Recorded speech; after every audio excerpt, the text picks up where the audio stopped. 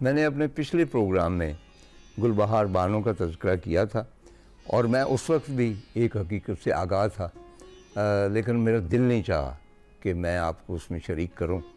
बहुत दुख भरी एक है दास्तान। मोहसिन भोपाली की जो गज़ल वो गाती हैं, चाँद में क्या दुनियादारी वगैरह, उसी में एक शेर है जिसका मतलब कुछ यूँ बनता है कि जब तक हंसता गाता मौसम हो तो सभी आपके अपने हैं और वक्त पड़े तो सबको अपनी अपनी मजबूरी याद आ जाती है। तो गुलबहार के साथ भी यही हुआ। वो जो बहार थी वो ख़िज़ा में बदली और ऐसी ख़िज़ा में बदली कि जिसको देखकर बंदे का दिल मुट्ठी में आ जाता है। क्योंकि पिछले दिनों उन पर दीवानगी का एक सिलसिला शुरू हो गया, दीवानी हो गई। आर्टिस्ट तो पहले ही दीवाने होते और जब सचमुच दीवाने हो जाएं तो उनकी क्या हालत होती। मैंने उनकी तस्वीर देखी और उस तस्वीर में ज़ाहिर है कि वो सब कुछ ना था, लेकिन एक डरावना सा एक विजुअल कि कभी यहाँ हुस्न था, गायकी थी, अब इसके साथ क्या हो गया है। जिस तरह मियाँ मोहम्मद साहब ने कहा है कि सदा ना मापे हुस्न जवानी, सदा ना बाग बहार। तो ठीक है, सदा हुस्न जवानी तो नहीं रहते, लेकिन ऐसा हाल भी नहीं होना चाहिए। बहुत भुला चुके हम उनको, थोड़ा सा हम उसको याद कर लेते हैं। आपको पठाने खां तो याद हो, यानी इतना बड़ा फोक सिंगर, इतना सादा सा दरवेश मंश इंसान, और इतना सादा था कि बिल्कुल झुक के रहता था। तो मैंने 2-3 प्रोग्राम्स उसके साथ किए मुख्तलिफ। ज़ाहिर है कि मेरा इश्क भी तुम उसका सबसे हिट आइटम था, वो ज़रूर सुनाते थे। चुनाचे एक प्रोग्राम में बल्कि मेरा बेटा भी मेरे साथ था क्योंकि उसको पठाने खां बहुत पसंद था।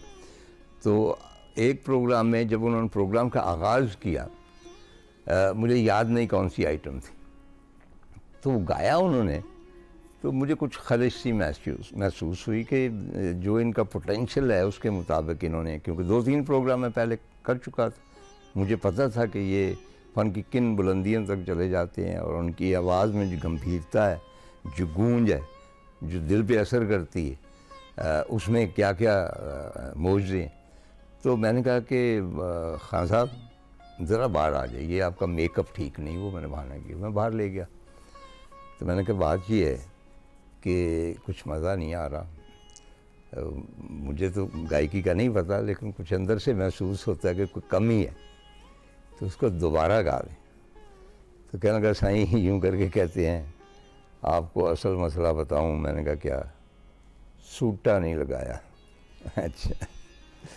अब मैंने क्योंकि प्रोग्राम करना था, तो मैंने कहा कि आप वॉशरूम में चले जाएं और वहाँ अपना सूटा लगा है।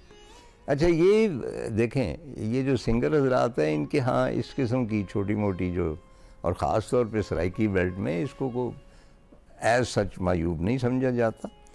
चुनाचे वो गए, सूटा लगा के आए और फिर वो फ़न की बुलंदियों पे थे। यूसुफ कामरान मरहूम एक दफ़ा गए इनसे मिलने, कहीं कुल्ली डाल के रहते थे, कहीं दरिया के किनारे, मुझे तो अब याद नहीं कि कौन सी जगह थी। तो वापस आए तो यूसुफ से मैंने पूछा कि भाई कैसा गुजरा, वहाँ रात रह के आए पठाने खां के पास। कहने के बड़ा लुत्फ़ आया, दरिया के किनारे हम उससे सुनते थे, लेकिन रात को नींद नहीं आई। मैंने कहा क्यों? कहने के बच्चों का बहुत शोर था। मैंने कहा बच्चे वहाँ कहाँ से आ गए? कहने के सारे पठाने खां गई। मैंने कहा कितने थे? कहने के मैं गिने नहीं, लेकिन 15-16 ज़रूर होंगे। चुनाचे पठाने खां जहाँ यकता थे गायकी में, वहाँ इस मामले में भी ख़ुद कफ़ील थे। तो उनका जो हिट आइटम है आपको पता ही है कौन सा। मेरा एक प्रोग्राम था पहले, इनिशली उसका नाम था आज दी शाम, तो उसमें पंजाबी सिंगर आते थे, फिर उसको बदल दिया गया आज की शाम। वो 1.5-2 बरस तक चलता रहा। तो उसमें ज़ाहिर है कि नए नए सिंगर भी आते थे, जो हमारे बड़े सिंगर थे वो भी आते थे और रिपीटेडली आते थे। जिस तरह मैंने कहा कि पठाने खां के 3-4 मैंने प्रोग्राम किए, उनमें 2 मरतबा सुरैया मुल्तानीकर तशरीफ़ लाई। अच्छा, सुरैया मुल्तानीकर की एक ख़ास आवाज़ थी और बड़ी कल्चर्ड खातून, वो भी गुफ्तगू जो है वो बहुत अच्छी करती थी।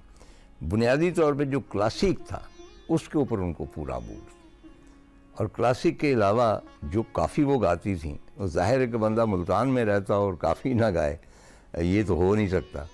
उसमें भी उनका अपना मुकाम था। बल्कि मुझे एक दफ़ा कहने लगी कि मुझे मालूम हुआ है कि कभी कभी मुल्तान आते हैं।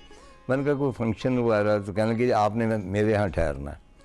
तो एक दफ़ा मैं मुल्तान गया, तो मैंने जब अपने दोस्तों से तज़किरा किया, और आप जानिए कि इस मुआशरे में ना तंग नज़री बहुत है, और ओवरऑल उन्होंने मुझे डिस्करेज किया, और मैं भी बेवकूफ़, और बहरहाल तब मुलाकात ना हो सकी। लेकिन सुरैया मुल्तानीकर को अगर आपने उनके जोबन पर देखना है तो अपना तेरे नाम में मेहदी हसन का जो मैंने प्रोग्राम किया था, उसमें वो ऑडियंस में बैठी हैं। उसमें और भी लोग हैं, लेकिन ये ख़ास तौर पे आती थी मेरे प्रोग्राम्स में इन सिंगर्स को सुनने के लिए। और आप देखेंगे कि कैसी राना शक्ल है उनकी। तो उनका एक गाना जो उन्हें अमर कर गया, बड़े बेमुरब्बत हैं ये हुस्न वाले।